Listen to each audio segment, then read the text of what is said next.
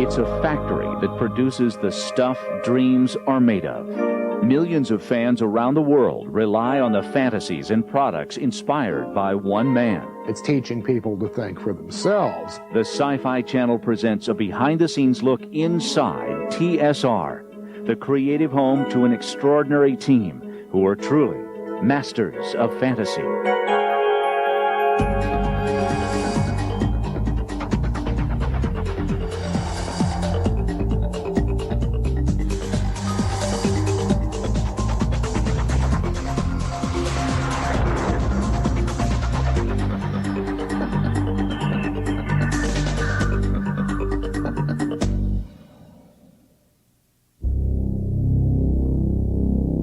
Fantasy begins in our imagination. Others feed our sense of adventure. Movies and television take us where no one has gone before.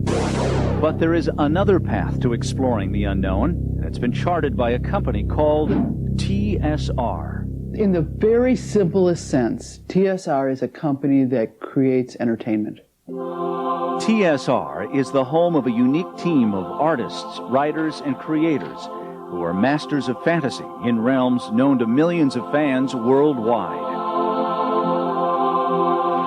TSR stands for Tactical Studies Rules, but now the company is known only by the three initials. TSR began in 1974 on borrowed money in order to publish the game Dungeons and Dragons. I was working as an insurance underwriter, and I just finally said that no, I'm tired of this. I'm gonna write games. I'm gonna try to write stories. I want to be a kid again and have fun.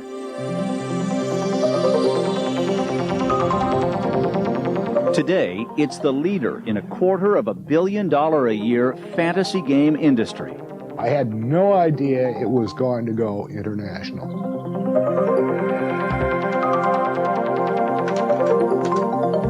Co-founder Gary Gygax helped run the company until 1985, when Lorraine Williams became president and CEO. What Dungeons and Dragons did is it created a whole new category of games. You had the miniature games, and you had board games, and you had card games like bridge and gin rummy and poker. But this really became a new game form. In 1997, the company underwent another major change of ownership, but their leadership in the fantasy industry remains intact. I meant it to be fun. I think the game was a lot of fun. I think it still is a lot of fun. Since its inception, TSR has seen phenomenal growth through games that explore dozens of imaginary worlds. From a game set in the Old West, where six-shooters can settle any argument, to lands ruled by sword-wielding hordes of barbarians. From Gothic worlds, where vampires lurk, to the lands of 1,001 Arabian adventures. From many realms where dragons roam and magic is the law of the land, and into the far reaches of outer space. Where are we? We're in a place that was only rumored to exist.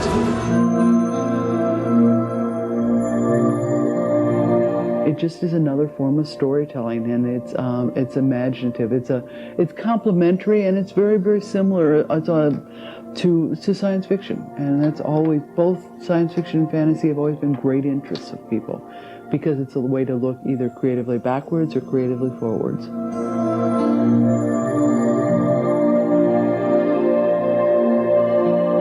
It's the job of the TSR creative team to expand existing game worlds and develop new ones.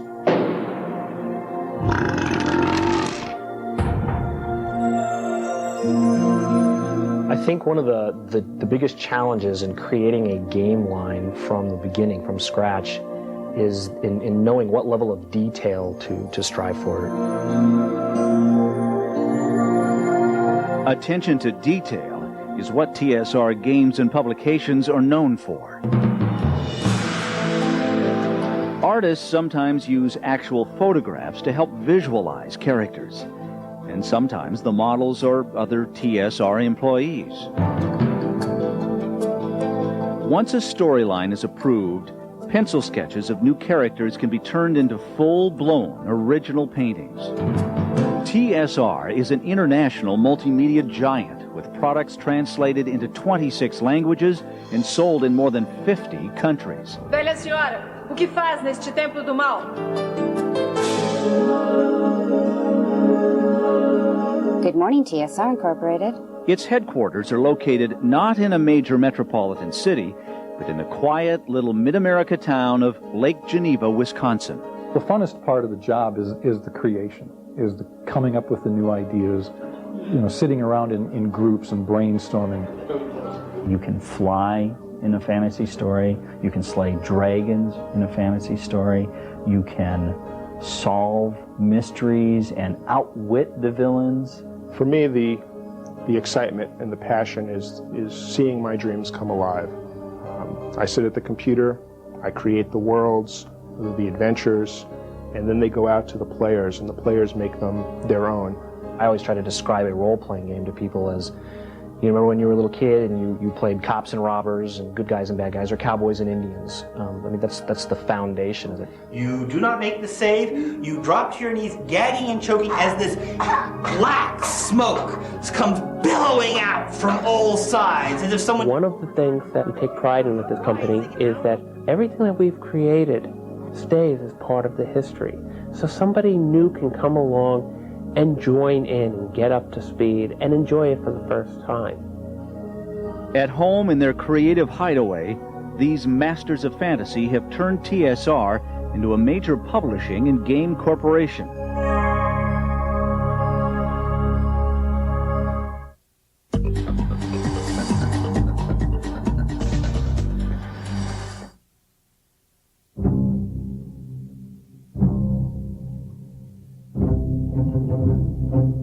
I got into military miniatures when I was in my teens, just trying to make up a game with all the neat toy soldiers I had. The concept of using sets of rules to make combat games realistic was started in 1913 by the legendary science fiction author H.G. Wells in his book called Little Wars. All you have to do is put your troops out and move and fight. And we dig in. Some of the guidelines spelled out by H.G. Wells are still used today. But for Gygax, the realistic military campaigns became too predictable. And in 1973, he decided to add a touch of magic. And suddenly a great ugly troll came out from under the bridge, and there was a wizard who could throw fireballs. It didn't seem right to play the magical adventures on the traditional miniature battlefields. I did a game called Chainmail. It was actually a set of military miniatures rules with a fantasy supplement in the back where you could have giants and ogres and dragons, and we had heroes and superheroes. Dave Arneson said, I think we ought to move this to the underground instead of having it on the tabletop, and then everybody will just assume a role of one of these heroes, or a superhero, or an elf, and so forth. So that's how it got going.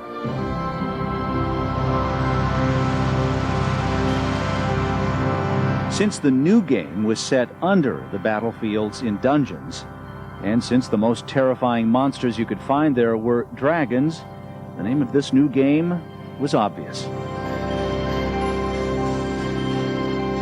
And I'll start circling around. Okay. Word of this new twist on the familiar games began to spread, especially on college campuses, because now you could make up your own adventures instead of having to follow someone else's battle plan. The huge appeal that all the players found was here's, now I can be a hero, I can be a wizard, I can be a swordsman, I can be a clever thief or a bumbling one or whatever. You could play them seriously or not, but you could go have these adventures without risk to life and limb. Gygax and his friends realized they had to write down some rules, so they formed a company and named it Tactical Studies Rules, after their war game association. I played for perhaps a month and then wrote 50 pages of rules. Sent them around to a lot of friends in colleges and so forth. Got feedback, wrote a 150-page manuscript, and that was published in 1974 as Dungeons and Dragons. The original set of rules described general guidelines that players could adapt to their own game sessions. You have to talk about what their adversaries are, what the rewards are, what the punishments are, and so forth. It gets fairly complex.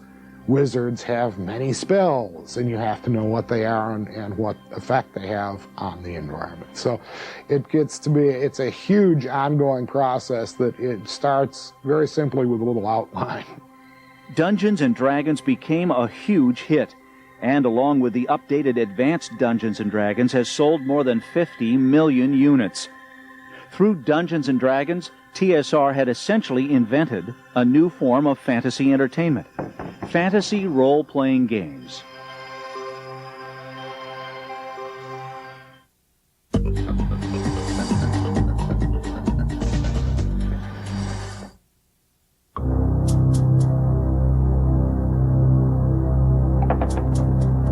My character's name is Jack Everstar. I carry 2 pistols in my hands. My character is Pete Havoc. He is a cyborg commando. Well, I'm playing Kalen. He's a human male. He's a bio-warrior. I'm playing Hunter. She's an explorer and a finder of lost things. I'm playing Dr. Nierg. He's an old alien doctor specialized in medicine. He doesn't believe in violence, and so instead of a regular pistol, he carries one that stuns his opponents. He goes down. Good shot. Role-playing games are a combination of impromptu acting, dice games, and a group storytelling session. Give me a dexterity check. We'll see if you land on your feet. No problem. Slight problem. One of the distinctive features of these types of role-playing games, as described in the original Dungeons & Dragons game, is the presence of a game master or dungeon master who directs the action. It's got 8 arms, a shell. It's dripping some kind of cosmic goo that you've never seen before. The game master, dungeon master, whatever you want to call that person, sets everything. He's the director. He or she writes the scripts, as it were, prepares what you're going to be doing, sets the stage. When last we left our intrepid heroes, they had been captured by the alien species they were investigating. It's a wonderful role for anybody who loves a little bit of improvisational theater to get in there and play these roles. But what they are really doing is managing a whole production. Your typical game session lasts for an evening.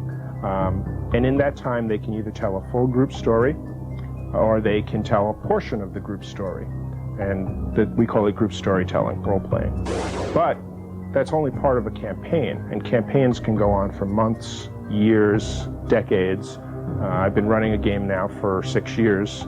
They can just go on for as long as you still have stories to tell, and the players are still interested in their heroes. Well, that's a good success. It's estimated that 20 million people have participated in fantasy role-play games around the world. At least 100 million people have bought or played fantasy games that involve cards, board miniatures, or CD-ROM images. Welcome to Fantasy Empires. There have to be rules for each game. Sometimes it's a thick manual of complex details.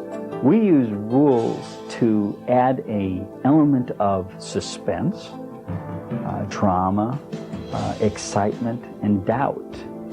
You only use the rules when common sense doesn't prevail.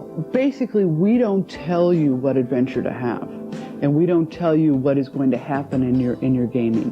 What we do is we give you a bunch of character examples. We give you a number of stories. We give you the visual images and some guidelines.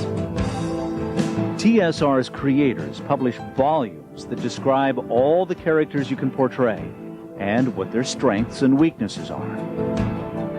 They also write comprehensive reference books describing all the monsters with their quirks and personalities players might encounter during a role-playing session.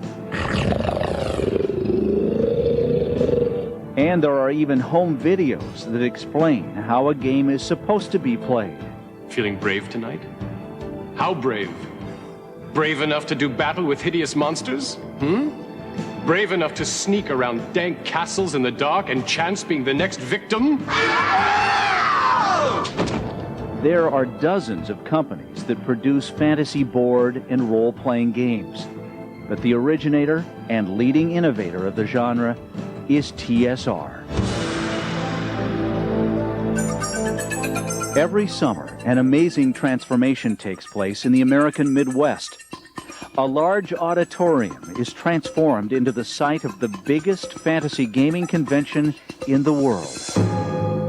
Once a year, for 4 days in Milwaukee, Wisconsin, approximately 30,000 gamers come together and spend as many hours a day as they can keep their eyes open gaming. They unfortunately probably don't go to the zoo, they don't go to the museums, they don't take trips on the lake, but they simply come from their hotel to the convention center, which we take every square inch of, and they play their games. Okay, Jim. Bump, bump. Swat. Okay, what are you swatting with? A two-handed sword. Oh, that's a big, ugly weapon. There are at least 6 million fantasy role-play gamers in the United States alone.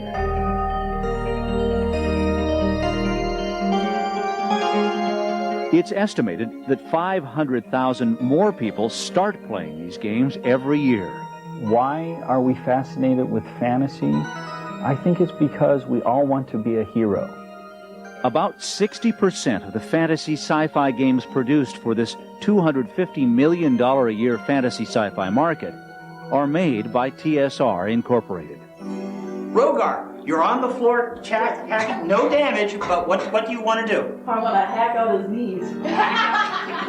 Studies have found that a typical Dungeons & Dragons player spends from 10 to 24 hours a week playing the game. A role-playing game is really an experience, it's a tabletop experience, where people jointly and collectively go together to achieve a goal, to get the gold, get the jewels, conquer the monster, and they go on expeditions and explorations.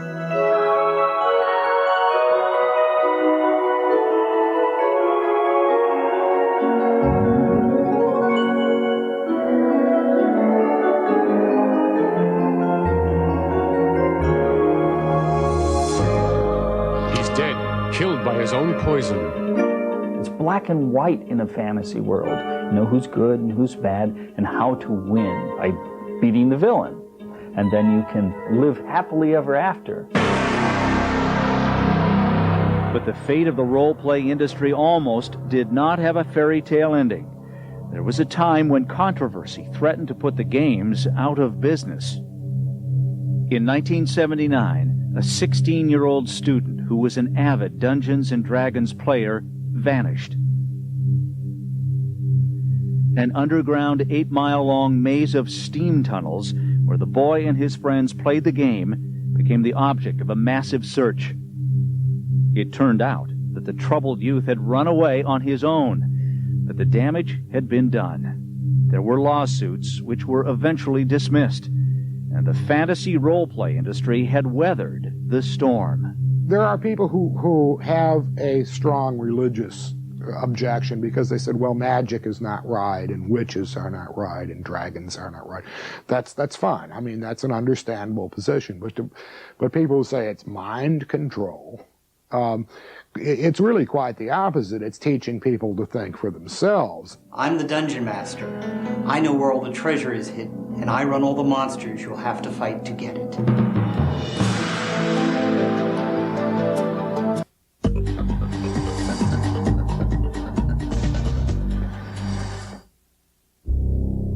TSR is a veritable fantasy factory, creating worlds, producing landscapes where our imaginations can run wild.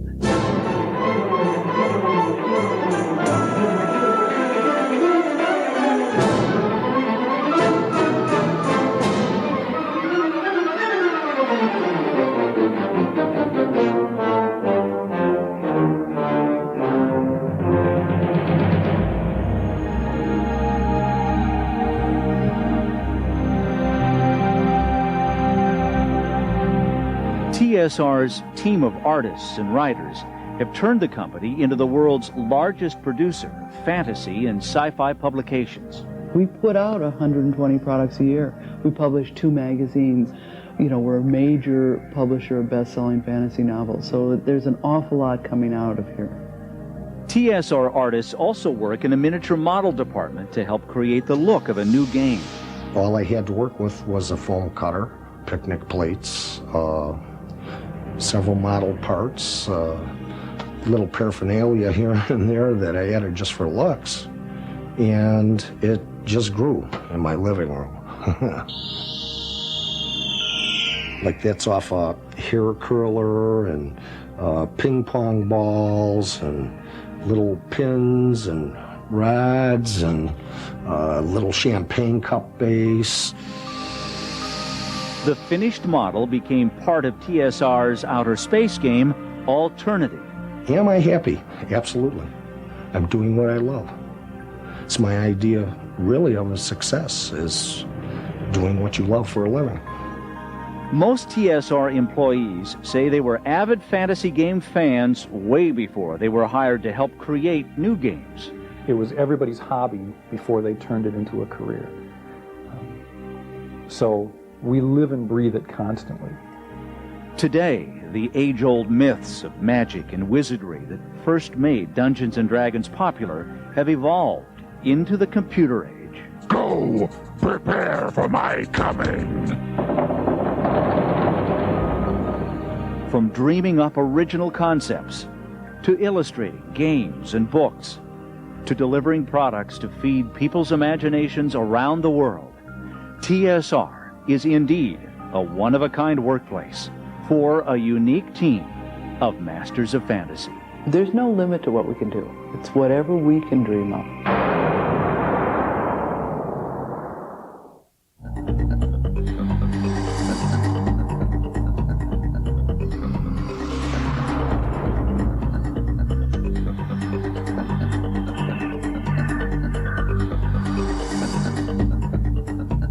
Watch the mysteries of the universe unfold as the Sci-Fi Channel takes you on an amazing journey through the cosmos, inside space, coming up next.